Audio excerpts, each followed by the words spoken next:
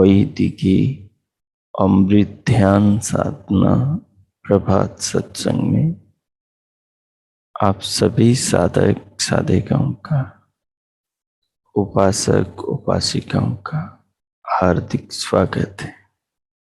आइए पूर्व की भांति आज के ब्रह्म मुहूर्त में, आज की ब्रह्म वेला में भी हम उन महान प्रभु पार ब्रह्म परमेश्वर सच्चिदानंद स्वरूप भगवान के महान गुणों का गान करते हुए अपने जीवन में और जगत में, विशाल संसार और अद्भुत इस मानव देह अपने शरीर में उन महान प्रभु की महिमाओं का अवलोकन करें और इस जीवन के शरीर के अंग प्रत्यंगों के महत्व को समझें कि कितना अद्भुत हमें ये जीवन प्रभु ने दिया है, कितना अद्भुत ये शरीर प्रभु ने दिया है। छोटे काम करके कभी हम इसके मूल्य को न गिराएं, ओछे काम करके हम कभी इसकी महिमा को छोटा न करें। ये तो भगवान ने भवसागर से पार करने के लिए हमें प्रदान किया है।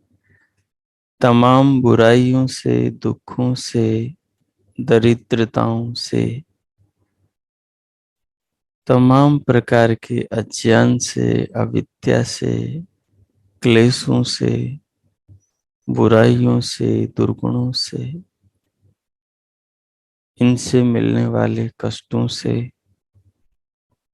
पार परमानंद परमेश्वर को पाने के लिए प्रदान किया है। तो हम अपने जीवन में उतरें, शरीर में उतरें, शरीर के भीतर के अंग प्रत्यंगों को महसूस करें। देह के अवलोकन से जो भीतर भाव बनते हैं, उन भावों से अपने अंतःकरण को पावन करें, पवित्र करें, चित्त को संस्कारित करें। उसके लिए कोई भी अनुकूल आसन लगाइए जिसमें स्थिर होकर सुखपूर्वक ध्यान पर्यंत आप बैठ सके। कोई भी आलती पालती सिद्धासन, स्वस्तिक आसन, आसन वही है जिसमें ध्यान पर्यंत, प्रयोजन पर्यंत सुखपूर्वक सहजता के साथ में बैठा जा सके। स्थिरम सुखम आसनम। तदुपरांत दोनों हथेलियों को गोद में रख लें व घुटनों पर कटोरी की भांति बनाकर चिपका लें। जो अधिक अनुकूल हो वैसी स्थिति में रख लें। नेत्रों को बंद रखें और पलकों को सहज रखें। भ्रुकुटी पर, भौहों पर, पलकों पर, कंधों पर, कमर पर कहीं भी खिंचाव न हो, मांसपेशियों में मानसिक आंतरिक प्रयत्न का भिचाव न हो। सिर से लेकर पांव तक, बालों से लेकर नख तक पूरी देह का शैथिल्यकरण हो। सब अंग प्रत्यंग अपने हाल पर हो और इसे आप महसूस अनुभव करें भीतर से, क्योंकि शरीर का आत्मा ही शरीर को अनुभव करता है। हम अपने अपने शरीर में बैठी आत्माएं इस शरीर के अनुभव करता है, अनुभविता है। हम इसे अनुभव कर रहे हैं। अब अपने आसन की स्थिति को और स्थिर, अनुकूल, मन को, चित्त को, देह के अंग प्रत्यंगों को बनाने के लिए श्वास पर प्रयोग प्रारंभ करें। बाहर से भीतर आने वाले श्वास को, प्राण को लंबा, गहरा, लयबद्ध कीजिए और धीरे धीरे भीतर से अनुभव करते हुए बाहर से भीतर लीजिए। लेते हुए सिर से अनुभव करना स्वयं को शुरू कीजिए, स्वयं के शरीर को, और पांव के तलुओं तक पूरी देह को अनुभव कीजिए। सिर से आपका मन चलेगा, पूरी देह में होता हुआ आपके तलुओं तक चला जाएगा। जैसे एक पानी के गिलास में ऊपर से एक स्याही की बूंद डालते हैं तो वो पानी को अपने रंग में रंगती हुई बिल्कुल तलवे तक चली जाती है।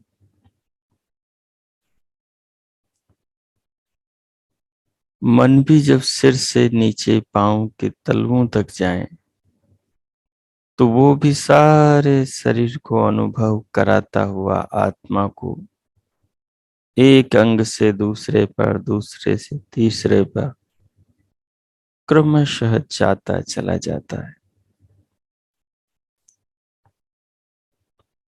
जहां भी कहीं खिंचाव बिचाव हो उसको शिथिल कर देंगे, ढीला छोड़ देंगे। और जब प्रश्वास को छोड़ने का मन करे, भीतर की श्वास को, तो धीरे धीरे थोड़ी सी अंदर लेकर फिर भीतर की सबको बाहर निकाल दे। तो अनुभव के साथ ये श्वास का 4-5 बार प्रयोग करें और इस प्रयोग के दौरान स्वयं को शांत रखें, कोई विचार न करें, केवल अनुभूति पर ध्यान दें। जैसे ही आप अनुभूति पर ध्यान देंगे, शरीर में सत्व गुण की मात्रा बढ़ेगी, तमोगुण रजोगुण दबेगा तो आलस से प्रमाद, निद्रा, तंद्रा दूर होगी और मन में एकाग्रता आएगी, मन की चंचलता दूर होगी और धीरे धीरे ध्यान जाते ही दिव्य नाद सुनाई देने लगेगा। भ्रुकुटी में, काकतालु कंठ में मन को लगाते ही दिव्य प्रकाश दिखाई देने लगेगा। इस प्रकार 4-5 बार श्वास का प्रयोग करें। शांत रहें, प्रसन्न रहें, योगियों की तरह, तपस्वियों की तरह अपनी देह को मुनियों की तरह देखें और स्वयं को वैसा अनुभव करें। ओम। कीजिए।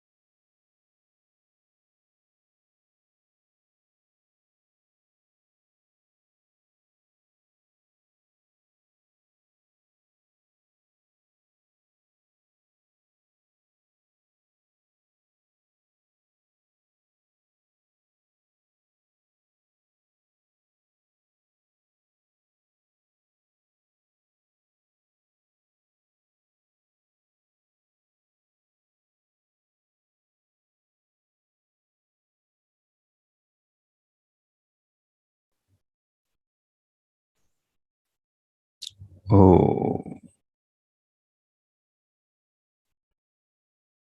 ओ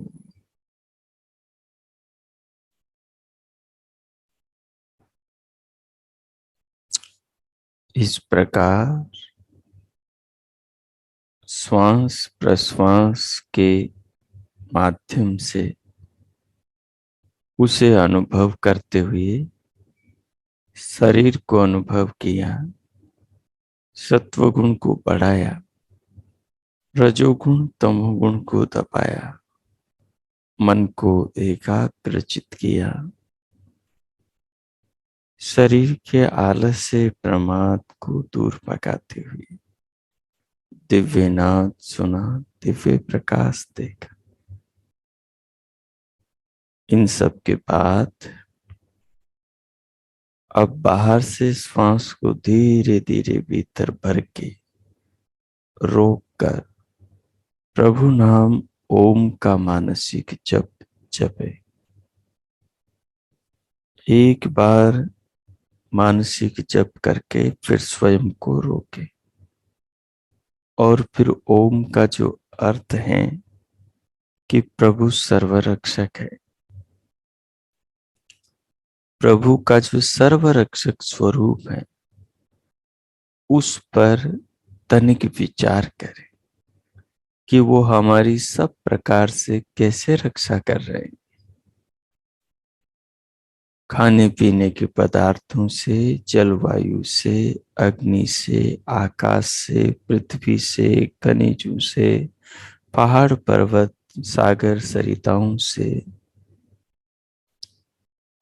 दिन से, रात से, ऋतुओं से, संवत्सर से कैसे रक्षा कर रहे हैं भगवान हमारी। मन से, बुद्धि से, हाथ पांव से, इंद्रियों से, कर्म इंद्रियों से, ज्ञानेंद्रियों से, अंतकरण से, शरीर के अंग प्रत्यंगों से, उंगलियों से, जॉइंट से कैसे हमारे जीवन की रक्षा कर रहे हैं। ऑक्सीजन बनाकर, वायु को भीतर भेजकर, खाद्य पेय पदार्थों से शरीर के अंदर रक्त बनाकर, रस से रक्त, मांस, मज्जा, अस्थि, मेद इत्यादि बनाकर, शुक्र शोणित से स्त्री के गर्भाशय में बच्चे का जीवात्मा के लिए शरीर का निर्माण करके इन निम्न बिंदुओं पर भगवान के सर्वरक्षक स्वरूप का विचार करके चिंतन कीजिए।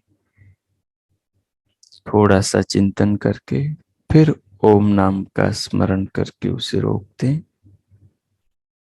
फिर थोड़ा चिंतन करें, फिर प्रारंभ करें और फिर रोक कर चिंतन करें। ऐसे करें तो इस चिंतन के भाव की नौका में अपने आत्मा को बिठा दें और अपने चित्त के संस्कारों को आध्यात्मिक करें। अपने चित्त को, मन को, अंतकरण को शुद्ध करे, पावन करे, ताकि ये शुद्ध संस्कार इस संसार में जितने दुरित हैं उन दुरितों से हमें पार करे, संसार रूपी नदिया में बहने वाले विघ्नों से हमें बचाए। अब मैं मौन होता हूं 5 मिनट। अब आप ध्यान में चिंतन करें। ओ कीजिए। कल वाले श्लोक के अभिप्राय को ध्यान में रखते हुए, अभी जो संकेत किए हैं उनको ध्यान में रखते हुए, निश्चिंत होकर शांत रहते हुए, मुखमंडल पर प्रसन्नता रखते हुए, हम धरती के सर्वश्रेष्ठ प्राणी हैं और हम विश्व रचयिता विधाता के ध्यान में लीन हैं, उसका विचार कर रहे हैं। ये हमारा सबसे बड़ा सौभाग्य है। कीजिए। ओ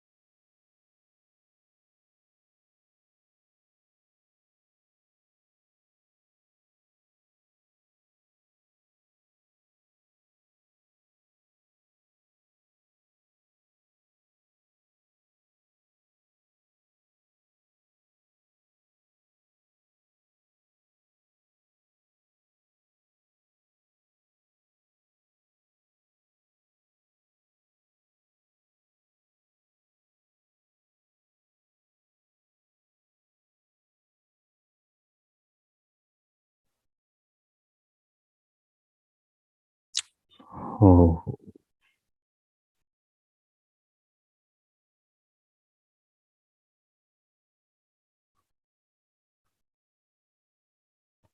हो।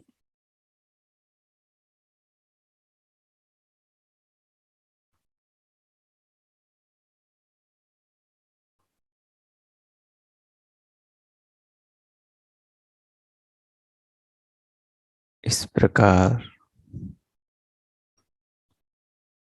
प्रभु के नाम का, ओम नाम का मानस जप करते हुए, ओम नाम के अर्थ भगवान के सर्वरक्षक स्वरूप का जगत के पदार्थों में और अपने जीवन में, शरीर में, शरीर के अंगों में भगवान की महिमा को, उनकी रचना को, उनकी प्रतिभा को महसूस करते हुए, चिंतन करते हुए अब भगवान का धन्यवाद करें इस जीवन के लिए, जगत में जीवन देने के लिए। प्रभु का धन्यवाद करें और जो आपने ध्यान किया, चिंतन किया, महसूस किया, उसे आत्मसात करें।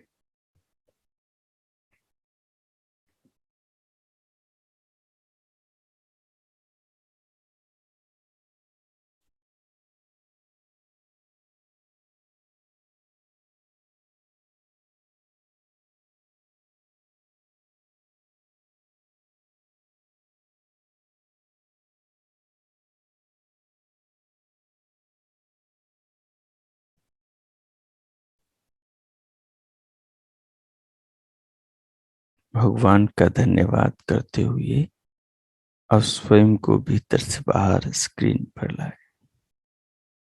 दोनों हथेलियों का चाहे तो परस्पर घर्षण करें, उष्ण हथेलियों से पूरे मुखमंडल का स्पर्श करें, फिर उंगलियों के मध्य से पलकों को खोलते हुए भीतर से बाहर आ जाए।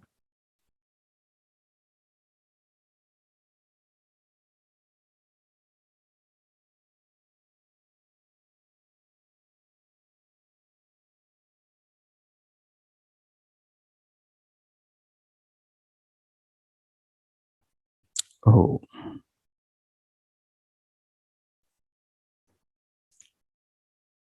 पीछे हम श्वेताश्वतर उपनिषद के 8वें श्लोक पर विचार कर रहे थे, जिसमें विशेष रूप से आसन की विधि और आसन में बैठ करके शरीर को समसीधा कैसे करते हैं और फिर इंद्रियों को मन के द्वारा अंतर्मुखी करके चित्त को किसी एक ध्यान के विषय में चिंतन में लगाकर भगवान के नाम, ओम की मानस चिंतन की नौका में बैठकर संसार के विषयों को, संसार के दुखों से कैसे तरते हैं, दूर करते हैं, उसकी प्रक्रिया को हमने समझा था। अब आज हम 9वें श्लोक में प्राणायाम की पद्धति को समझें। तो श्लोक इस प्रकार से हैं। प्राणान प्रपीडेह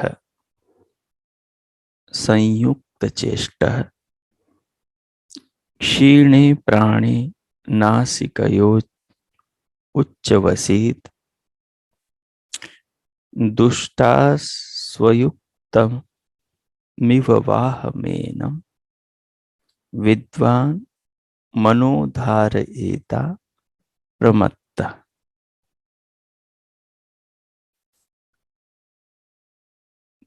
शब्दार्थ हैं कि साधक को चाहिए कि यह इस जीवन में ही निश्चय से प्राणान प्रपीडे, प्राणायाम का अभ्यास करके, प्राणों को अपने नियंत्रण में करके, संयुक्त चेष्टा, युक्ताहार विहार वाला बने। युक्त यानी उचित आहार वाला, और विहार यानी उचित विचरण वाला, व्यवहार वाला बने। क्षीणे प्रायो, जब प्राणों को अंदर रोकने में कठिनाई होने लगे। नासिक योच्चवसीत, यानी नासिका उच्च वसीत, अर्थात तब उनको नाक के छिद्रों द्वारा, किनको, प्राणों को बाहर निकालें।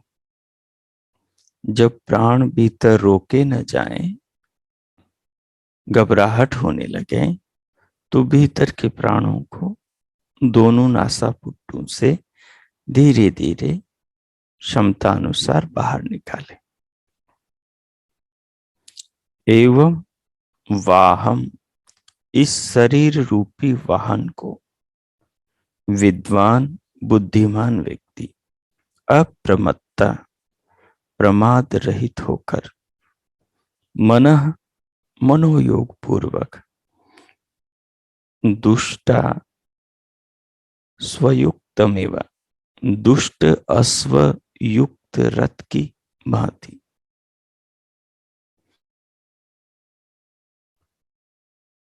करें दुष्ट अश्व। अश्व कहते हैं घोड़ों को, दुष्ट कहते हैं जो चंचल घोड़े हो, जो अपने काबू में ना आए उनको।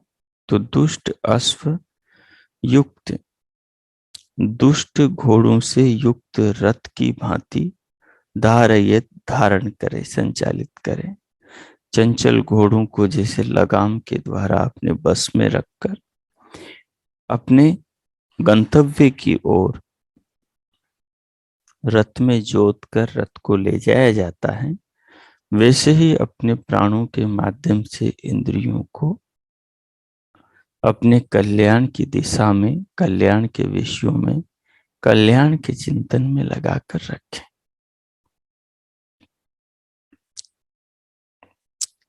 प्राणान प्रपीडयेह, प्राणों को प्राणायाम के द्वारा अपने बस में करके संयुक्त चेष्टा, जो भी आचरण है उनको अनुकूल करें, अपनी उन्नति, आध्यात्मिक प्रगति के लिए करें। उनको धीरे धीरे क्षीणे प्राणे नासिकया उच्च वशीत, जब प्राण को निकालने का मन करे तो धीरे धीरे उनको भीतर से निकाले। दुष्ट अश्वयुक्तमेव वाहनम एनम, और इस शरीर को कैसे चलाएं, जैसे दुष्ट घोड़ों से युक्त रथ हो, तो उनको लगाम के द्वारा बुद्धिपूर्वक वश में करके चलाते हैं चंचल घोड़ों को। वैसे ही अपने मन इंद्रियों के चंचल होने पर भी उनको बुद्धिपूर्वक आत्म अवनति की राह पर न जाने दें, आत्म कल्याण की राह पर ही चलाएं। इस प्रकार से विद्वान मनोधारयत अप्रमत्ता, विद्वान बुद्धिमान व्यक्ति मन के द्वारा, अंतकरण के द्वारा इस जीवन को, शरीर को, इंद्रियों को, अंतकरण को धारण करे, बिना प्रमाद करते हुए, बिना आलस्य करता हुआ। ऐसा नहीं आलस्य प्रमाद के अंदर चिड़िया चुग गई खेत, जीवन की बड़ी हानि हो जाए।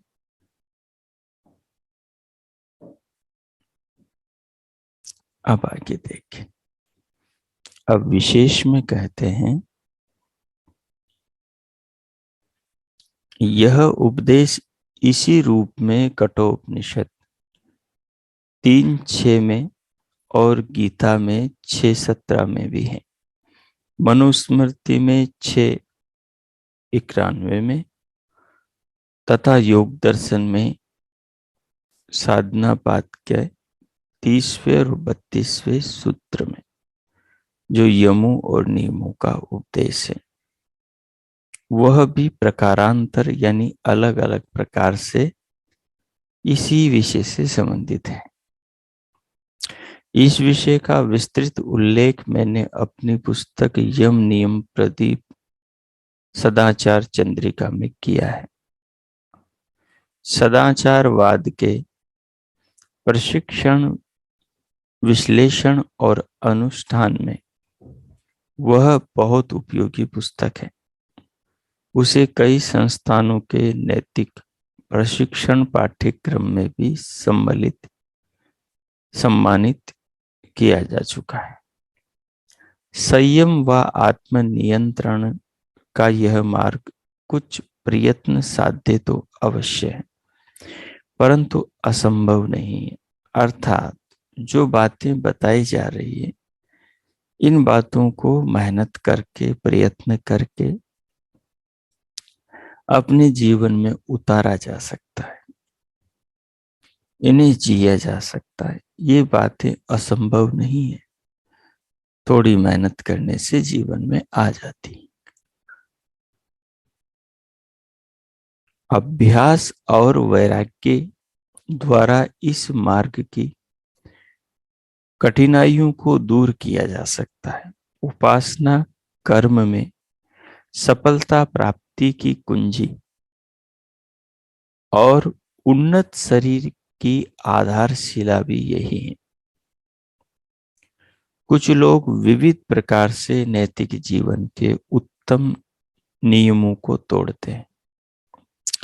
वे यम और नियमों का पालन नहीं करते। निष्पापता, निर्दोषता, सात्विकता, मानसिक समशुद्धि और एकाग्रता संपादन की न वे कोई इच्छा करते हैं, न कोई योजना बनाते हैं। फिर भी वे मानसिक और आत्मिक जगत की उच्चतर समसिद्धियों की प्राप्ति की अभिलाषा रखते हैं। कुछ लोग तो झूठ मूठ में ही सफलता प्राप्ति की डींगे भी मारा करते हैं। ऐसे लोगों के संपर्कों से ही भोले भाले जिज्ञासुजन बारंबार ठगे जाते हैं। इन चीजों में हम भी कहीं फंसे हुए तो नहीं है। इस पर हमें अपनी जांच करनी चाहिए। साखी लाए बनाए कर, इत उत अक्षर काठ, कहे कबीर कब तक जिए झूठी पत्तल चाट। बड़ी प्यारी बात कही। साखी लाए बनाए कर, इत उत अक्षर काठ, कहे कबीर कब तक जिए झूठी पत्तल चाट। इस दोहे का जो अर्थ मुझे लगता है वो ये अभिप्राय है यहाँ पर कि इधर उधर से ज्ञान बटोर करके, यानी दूसरों के दिए हुए ज्ञान की झूठी पत्तलों को, उनके दिमाग से उपजे विचारों को चाट कर इकट्ठा करके जो लोग इधर उधर बांटते रहते हैं और अपने जीवन में उनको उतारते नहीं, उनके लिए कह रहे।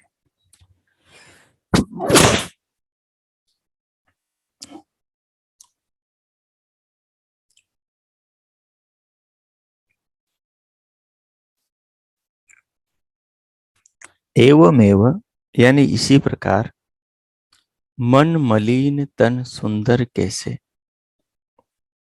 विष रस भरे कनक घट जैसे।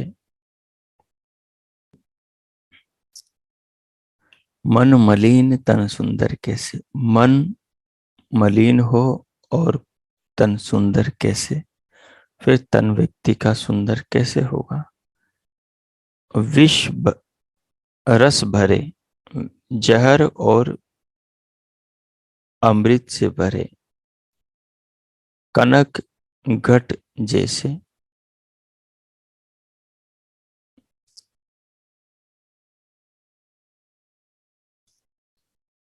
जैसे कुछ लोग बाहर से तो अपनी सुंदरता का प्रदर्शन करते हैं और भीतर से मन में मलिन भाव रखते हैं।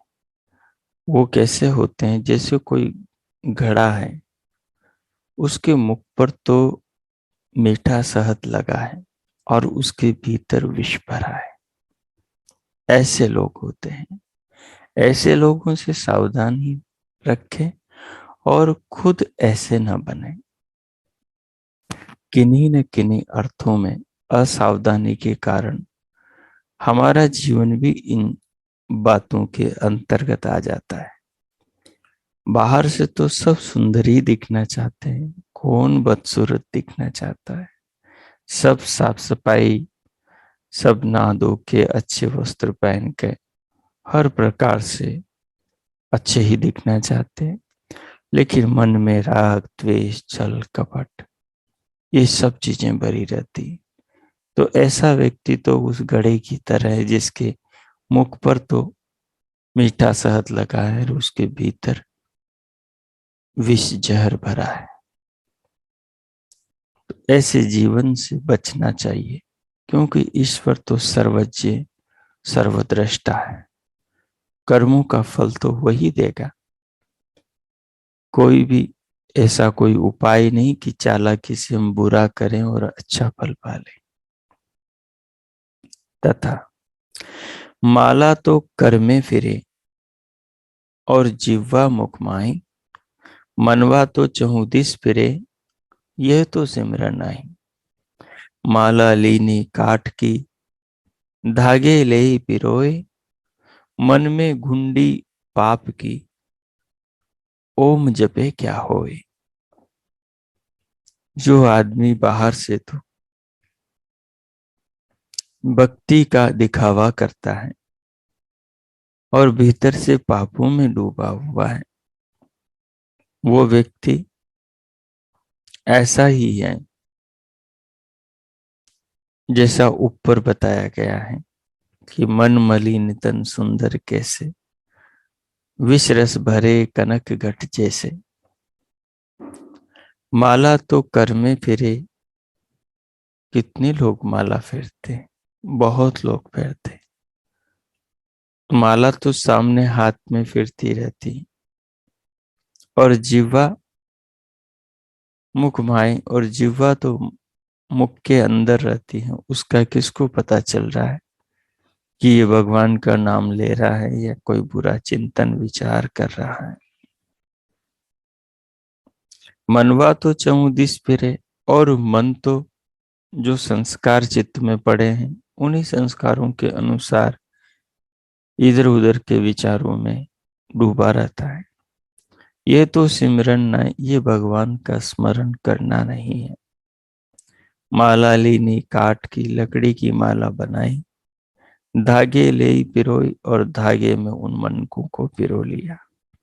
मन में गुंडी पाप की, और मन में पाप के संस्कार पड़े हुए हैं। और बाहर जपे क्या होए ओम नाम। बाहर ओम का नाम जपने से क्या होगा? कहने का मतलब है जीवन अंदर बाहर से एक जैसा होना चाहिए।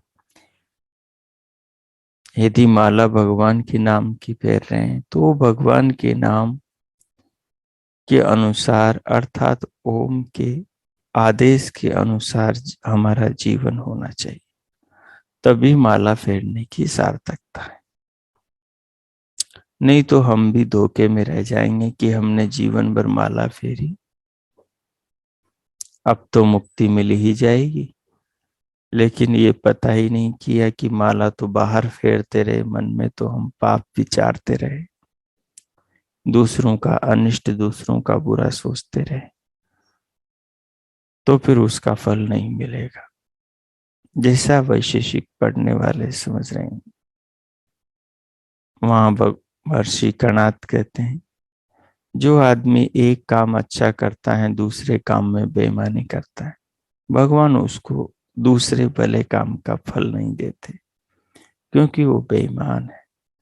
एक काम दुनिया को प्रसिद्धि लूटने के लिए, दुनिया में अच्छा बनने के लिए कर रहा है, और दूसरा काम सबसे छिपकर पाप का, अनाचार का, बेईमानी का कर रहा है। ऐसे व्यक्ति के अच्छे कार्य का अच्छा फल भी प्रभु नहीं देते, क्योंकि वो प्रभु को, दुनिया को, सबको धोखे में डाल रहा है।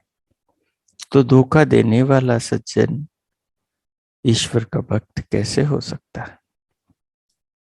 तो इन बातों पर ध्यान देंगे, चिंतन करेंगे, विचार करेंगे।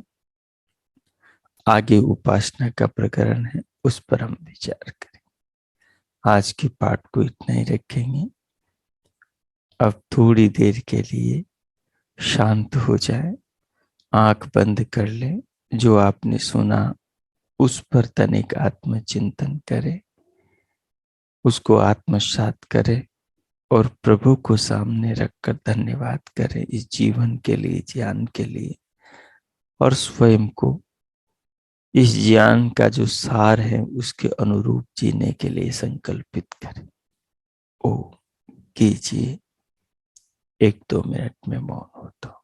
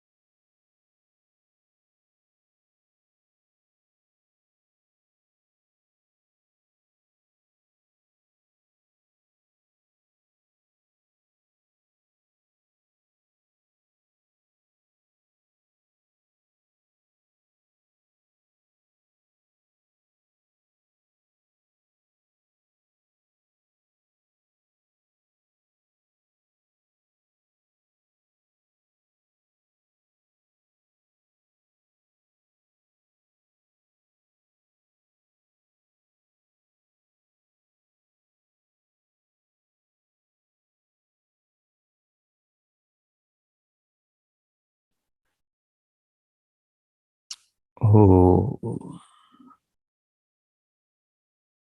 हो इस प्रकार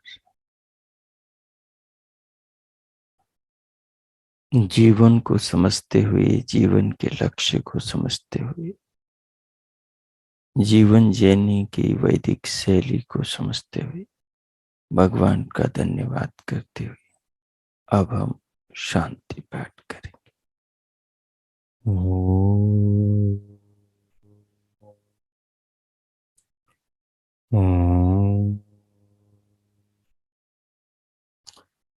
ओम शांति शांति शांति। ओम। आज का आप सबका दिन शुभ हो, मंगलमय हो। प्रभु से सबके लिए हार्दिक शुभकामनाएं, बहुत बहुत मंगल कामनाएं। इति ओम शांति।